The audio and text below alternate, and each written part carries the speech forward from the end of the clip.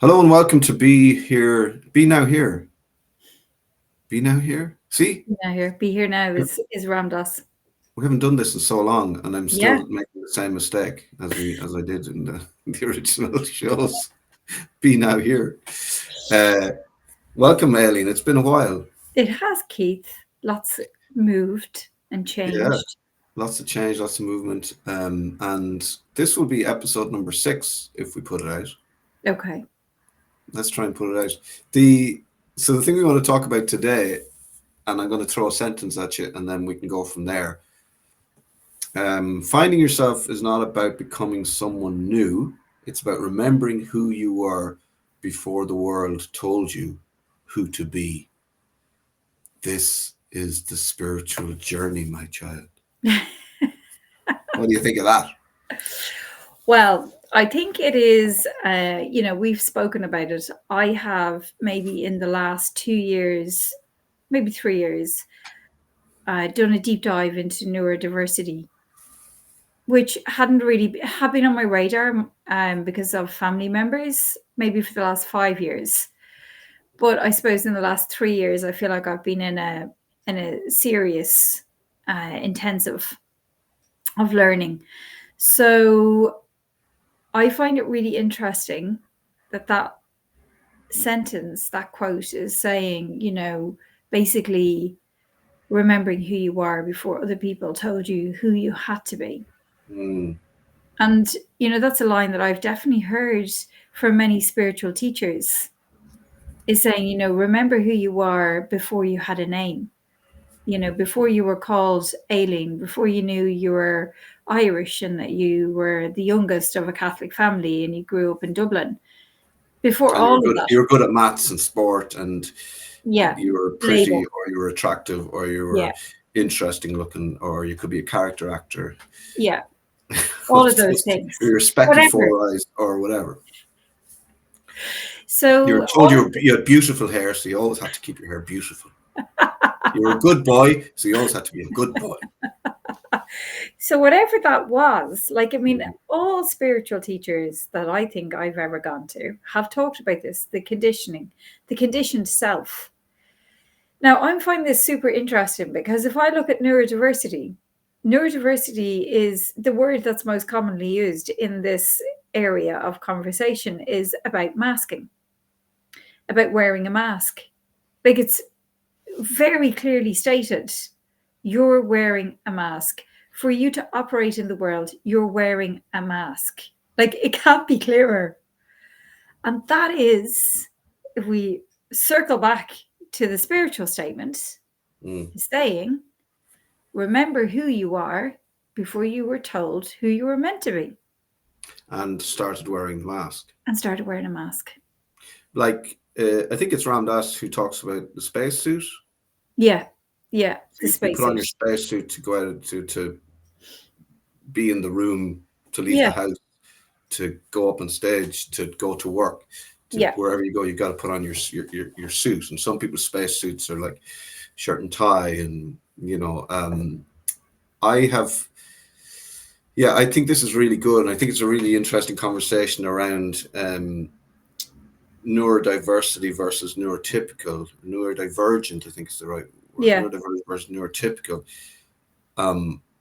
I have this thing, and we've spoken about Ramdas before, and I've listened to, so since we've spoken last, I've listened to it. I've binged.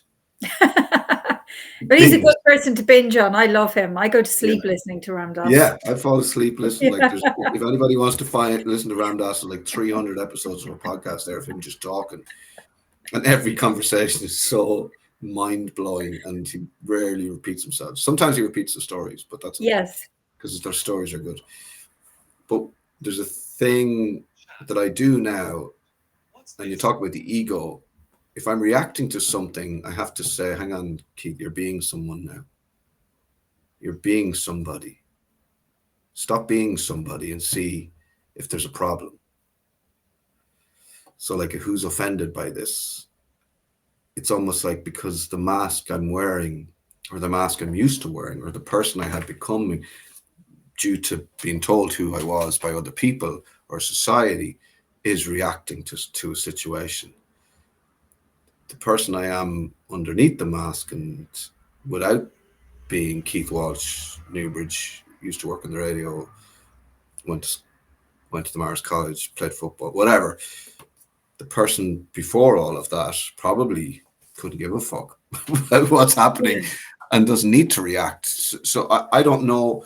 I've just found that very helpful, a helpful thing for me to check with myself. Like, I think you're being someone now. And I think as well, the interesting space in there, Keith, as well, is that, like, I mean, you can keep unwinding that thread, is that if you were actually authentic about who and how you are and how, you know, how you show up, you may not have necessarily been in the situation in the first place to have reacted. Because, you know, sometimes we react in a relationship because we've allowed ourselves be in a relationship that actually isn't the right space for us to be in.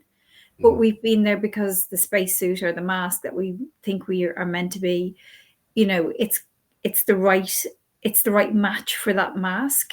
The character we're playing, they would be in this relationship. Exactly. Yeah, but the authentic part of ourselves, the part that is suppressed, the part that is seen to be not appropriate. In fact, we're probably afraid of it because we were told for so many years that it wasn't actually acceptable.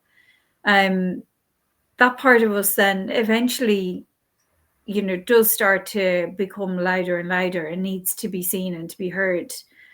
And I think that is I think for me, having spent so long on a spiritual journey, like literally the last 22 years of my life, you know, in India with all different spiritual teachers, I mean, I'm so grateful for it because it's given me this amazing foundation, which has helped me unpick my mask. And now I'm deep diving, which is so typical of an autistic person, to deep dive and lose yourself, you know, in this topic of being a neurodivergent person. And I just can't get over the sentence of unmasking. Because like that sentence that you read out at the beginning, you know, you could go to any satsang in India and this is going to be, somebody's going to be sitting on a stage and they are going to be talking about that content from a spiritual perspective. They're going to be talking about this from, this is the truth. This is the real reality. And we're over here in the mainstream world, and the way that we're saying it is I have to mask to be in this world. I'm wearing my mask. Yeah, because we've talked about this before, that like that maybe the whole spiritual language, and if we could cut back, if like listening to Ram Dass, I find he's just a guy talking, like like it's he's not really very normal. It's not spiritual. Like the guy took acid with Dennis Leary or whoever it was. Like he used to be a lecturer. Like he speaks about it in such a normal. He normalized everything. I think like the spiritual, the woo woo, and the spiritual world, the spiritual language can be unhelpful. But like I think we've always tried to just break it down to actually what's happening. So you would say you went to India looking for the meaning of life, and you felt that while you were there, you're like, I found it, I'm at ease now. But you were at ease because you were being your true self, which was difficult to keep going when you arrived back in Dublin after your 5 years in India. So that's the cognitive dissonance. There's the rub. Yeah. And that's what creates the suffering. And so we were talking about suffering. And so, you know, you're sold in this world, you're sold. I mean, I know we've spoken about this before, like this setting New Year's resolutions, this idea of somehow you can remake yourself. And, you know, if you remake yourself, you'll be better. So we're here in this commercialized material world where the dominance is that all of your happiness is going to come from some object outside of yourself, that something outside of you is going to give you what you're looking for inside of you. And when you are a neurodivergent person, I don't think that we get our happiness outside of ourselves. I think actually we get our happiness very much from our interior. And but as children, we're told that how we are or how we're behaving or how we're playing is not okay. So we disconnect from our interior. And then that becomes a very hard place for us as well. And then I think what also is interesting is people's ability as a neurodivergent person, your ability to become absolutely laser focused on something. Could be completely obscure, it could be on train times, it could be on Lego. For me, it was on spirituality. I dived into it. But in that moment, or yoga, I am single pointed focused on something, which is meditation. And so, as neurodivergent people, what we look for is quiet. We look for less socializing. We look for less being in the world. A reason to, I mean, I nap. You nap. My And the my my reality my is, my we're nearly my like hyper monks. focus. My hyper focus is napping. I'm like, oh, okay, I've got time for a nap. I'm like, naps are built into my day. Yeah. So if you actually look at the regulation system of a neurodivergent person, it's actually very like, okay, I know, like I have an ADHD mind, you know, it's spinning and wow, thoughts and ideas and analyzing and whatever. But when I go to my specialist topic, I can zone all that down into just that topic.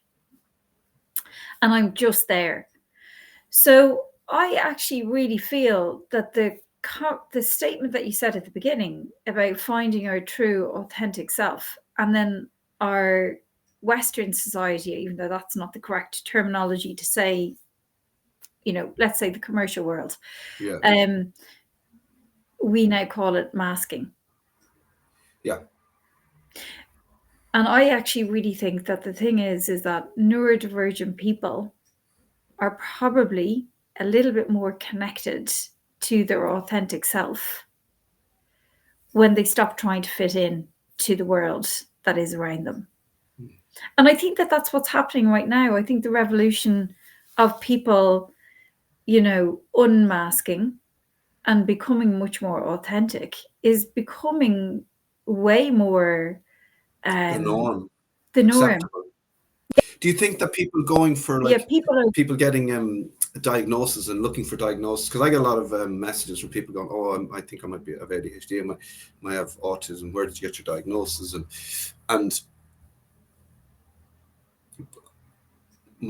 I can see where they are, where I was. You know, I took medication. You know, I took antidepressants. I took a form of speed and amphetamine every day to help me focus, to help me exist in the real world. Now that medication got me to a point where it helped me it helped me figure out and gave me the strength and the focus to get out of a situation I was in that I'd found that I'd gotten myself into by not being my true self. So once I'd removed myself from that situation and created a new environment for myself, a new living environment, a new working environment, I was able to stop taking all that medication. Now that's my own personal story, and I would never tell people to take medication or tell them not to take medication. Everyone's got to find their thing. But I think that what we're seeing is that search for the diagnosis or the thing. I feel different. I feel like this isn't working for me. I feel like the 9 to 5, the job, I was sold a lie. I thought I'd go to university and then I'd get the job and then I'd be in marketing and then it'd be brilliant and then I'd get married and then I'd have kids and that would be happily ever after. And that just isn't a thing. And people are realizing that. Whereas before, I mean, housewives were given drugs just to, you know, keep them in as, you know, here's your, I don't know, whatever it was back in the day, to be laudanum. Then it was like some sort of, you know, antidepressant or, you know, housewife's friend or, you know, all these words that I can't think of the big one, the sleeping tablet, the it's a temazepam. What did women take for years? Valium. You know, we're all like, if you think of the medication we're taking to keep us to mute you. to help the mask stay Yes, on. to help the mask stay on. And I think as well, the curious thing I need to be clear here. Like, people take medication if your doctor's saying take medication. That's the advice. No, I'm not saying anything. Everybody needs their medication, whether it's a few glasses of wine to get through. Like, medicate the fuck away, you know, and then, but also start thinking about why you're medicating, because the medication isn't the problem. There's something going on that means you need some medication, and until you get out of that environment to get away or get to the place you need to be, you're probably going to need that medication, and that's okay. Don't feel bad. Don't feel shame. I think the medication is actually really like I wouldn't even, you know, that's not a question for me. That's not, yeah. No. That's, but I just Because want to if be you clear in think case about anyone it, thinks I'm shaming them or no, telling definitely not. medication is just the medication. It's not the problem. It's not, like, never. Anyway, yeah. Because I think when I look back on it, I think that all the stuff that I did in India and everything that I did then therein after, I think was my medication. And it's interesting because I know somebody who in their 60s was assessed and is ADHD and has been ADHD all their life and has suffered that, you know, and actually it's so interesting now to watch them become much more understanding of themselves, whereas before they were always like shamed about, oh, for God's sake, he can't focus, and oh yeah, he'll forget, he never turns up on time, oh yeah, God, he's an awful pain in the neck, like all of that, but like 60 years of it. And so he was able to accept himself, which is the first step to. But he would have done a huge amount of meditation, and he had a very strong spiritual belief, has a very strong spiritual belief. Yes. And that is what helped him deal with the mask and deal with the kickback from when the mask wasn't present for people. But then flip to somebody else now who is in this time frame where it's much more spoken about and they do need medication, then I think it's a tool along with lots of other tools that are there that can allow you, because really what you are doing is you're actually realizing that who you are is not only brilliant, but it's actually perfect. And you're having to go through, like, people talk about this grieving process, about the grief of how you've had to mask and so forth, but also there's going to be an element of grief about giving up the idea of who you thought you were. Like, you've had this idea of this person that you thought you are, and this happens in spirituality. You know, you believe yourself to be something important, you believe yourself to be of value, and you know, if I do this, I'll get that. And then all of a sudden you have to start letting that go. And that's very difficult, because actually with my teacher that I've worked with in the last few years, you know, he really had to help me let go of believing in a spiritual existence. And he's like, you have to let it go. Like, the world is as the world is. It is a mess and it's beautiful. And, you know, you have to understand. You have to exist in both, and you have to exist in both. And you have to see that you're holding on dearly to this idea of being spiritual, and staying in that place means that you are never actually in the real world.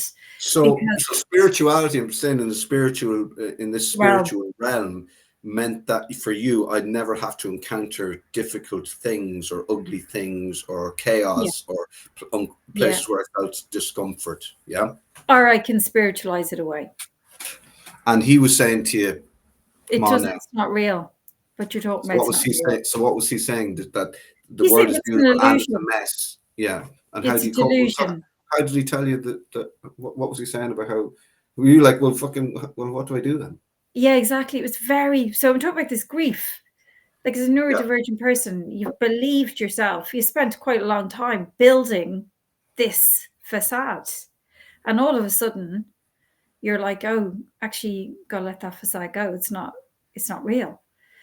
And I don't even know who the real person is anymore, because I've not spent any time looking to see who this real person is. So my mask was a spiritual place because I was a neurodivergent person, but the spiritual mask kept me out of the very difficult commercial world. So it allowed me to kind of sidestep. And I felt most comfortable in those spaces. I didn't realize that that's what I was doing, but it was just that as a neurodivergent person, I felt much more comfortable in places like yoga, spiritual, because we didn't talk to each other. We were listening to somebody, we've been taught something. If we were going to engage in conversation, small talk, we were talking about the content. So everything was framed. Everything was framed, and it wasn't ambiguous. There was clarity.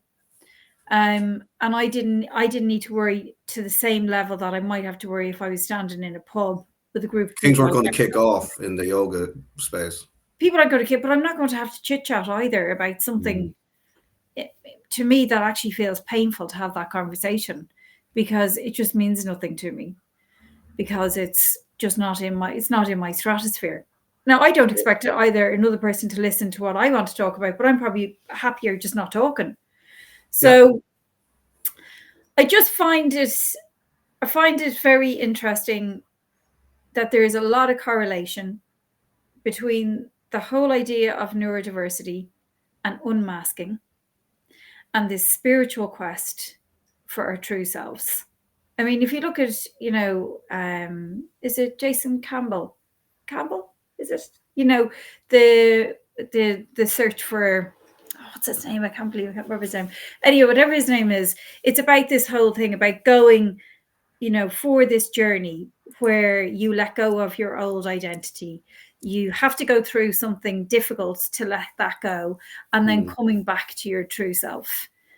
And I just think that I think there's a real commonality between what's happening in the commercial world, with people saying, actually, I'm a neurodivergent person and I don't really feel comfortable in this world, and what spirituality has been, in my experience, talking about.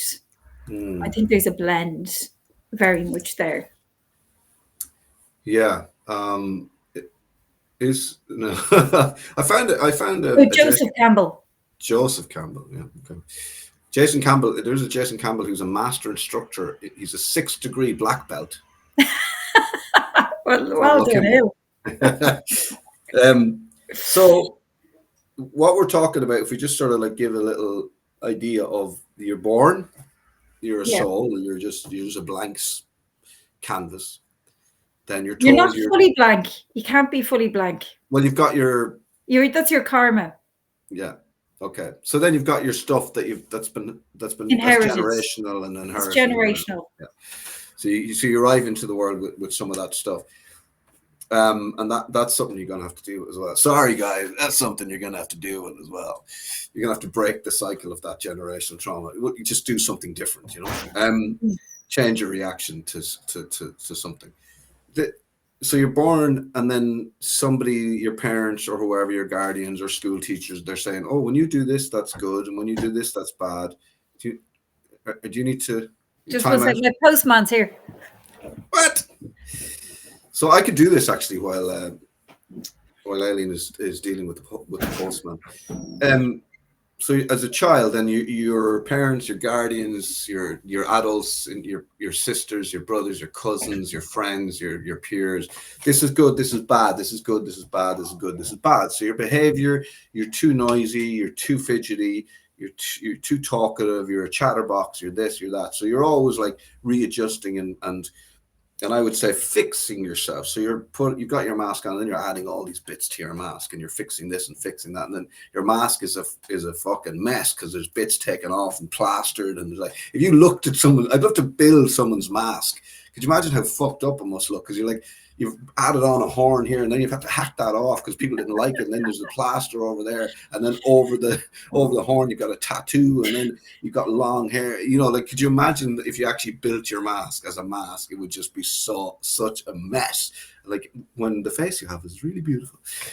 but so you go through life, and then you're told, and then you're told what's wrong with you and what's right with you and what you're good at and what you're bad at, and you go, okay, and you're in school and you're trying to be good and you're trying to do the right thing and trying to make the adults and your peer group happy with you. And as a neurodivergent person, this is for everybody, but as a neurodivergent person, this is much more acute because we Mm. feel it much stronger. We're tapped into God basically.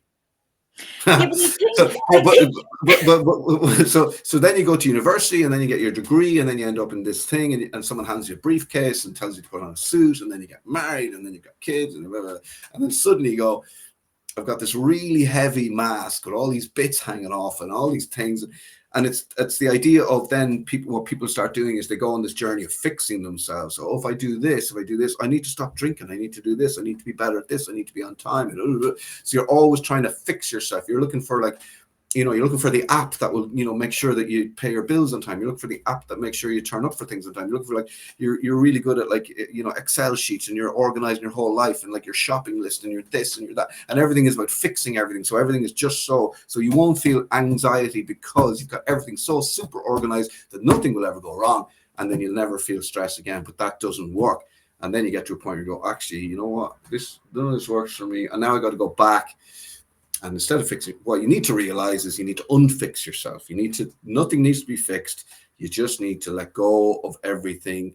There's going to be bumps in the road. There's going to be, things are chaotic. Sometimes they're really nice. Sometimes they're a bit mad. And it's about having the tools, or just feeling okay about just, getting on that surfboard and sort of just bobbing up and down in the water, or getting thrown by a wave, or actually riding the wave sometimes. And that's, the trick is in doing that. I think that's the same for everybody else, but everybody really. But for neurodivergent people, it's much more acute. Is that?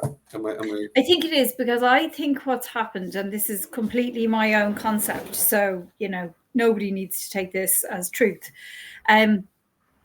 is that if we look at the level of conditioning that we have, I wonder if the intensity of conditioning that people have who are neurotypical, let's say, is just a very stronger, deeper type of conditioning.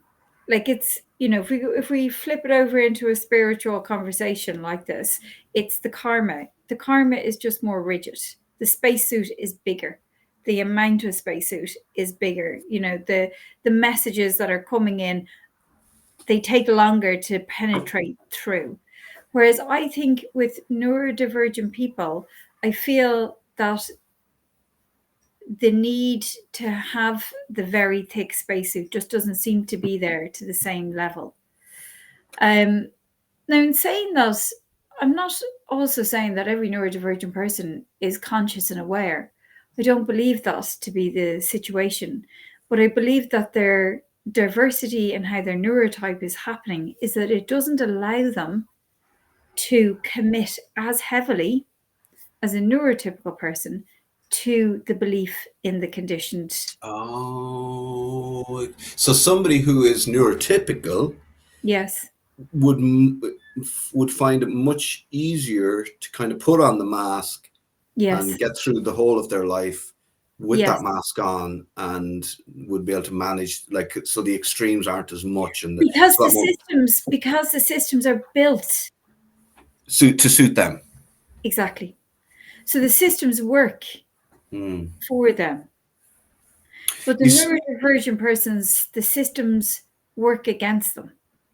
So we're looking at, the changing of paradigms, the uplifting of consciousness. The old paradigm has been built on, the Industrial Revolution. It's all about dominance from the top down. It's, about excessive wealth for a minority. It's all of the whole show.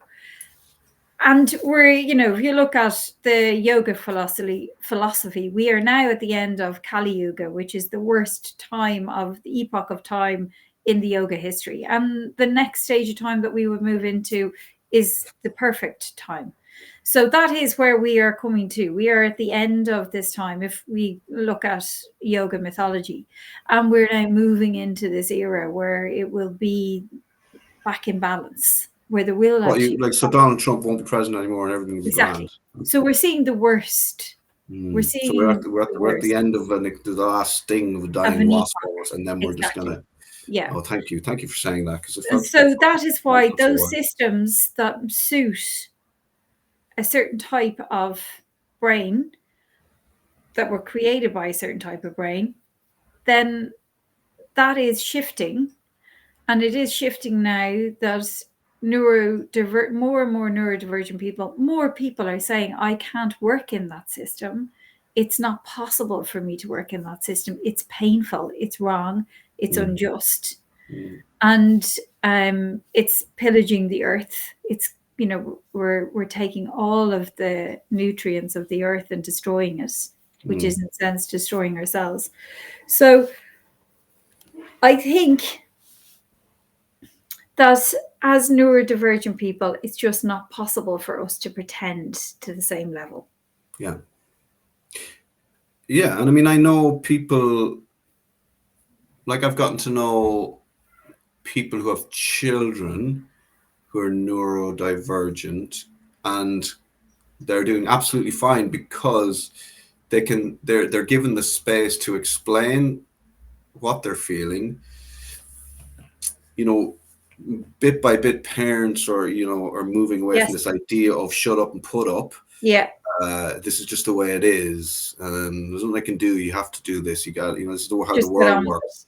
Yeah, we're more likely to hold space and listen. And I can see it with young people. And I look at, there's a certain person I think of, and I can see how their parent is really holds space for them, allows them to express themselves, allows them to be whoever they're being. Now, other people might say, well, that child is spoiled, but actually you can see how this child is flourishing. And thriving. And learning that it's okay to be yourself, because they've got this anchor, they've got this person who believes in them, they've got this person who says it's okay to be like that, it's okay to feel frustrated, it's okay to have ventured out into the world to do X, Y, and Z and come back and have a complete meltdown. That's all right. I still love you, and to see how people are handling that, I think it's shifting. It's shifting, and that's the key. It's the key. The key is to not expect your person or your child or whatever to just blindly accept the way things are, because they won't.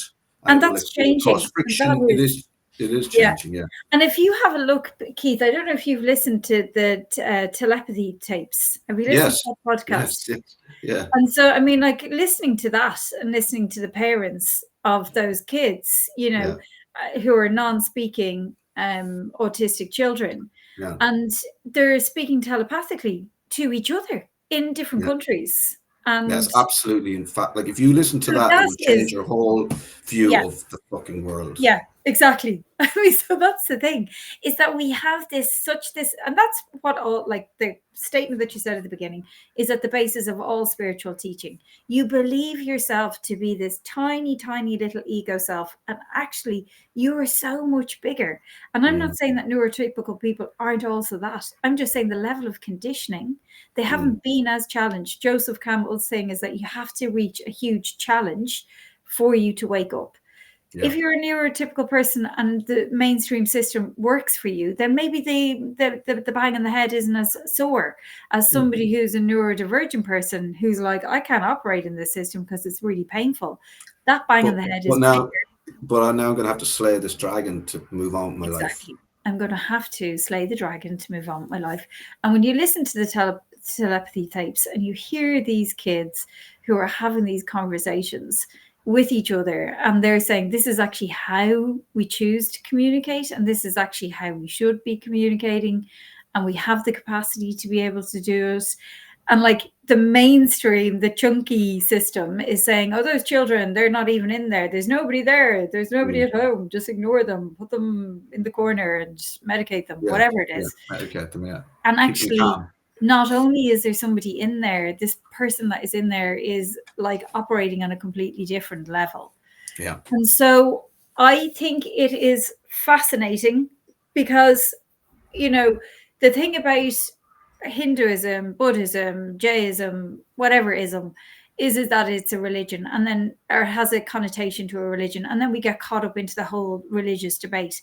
The thing about neurodiversity is that it's like, oh, this is a different brain type, this is a different way of, Mm. it gets rid of another argument that can keep us away from our authentic self, Mm. because it gets lost in that conversation of religion. Mm.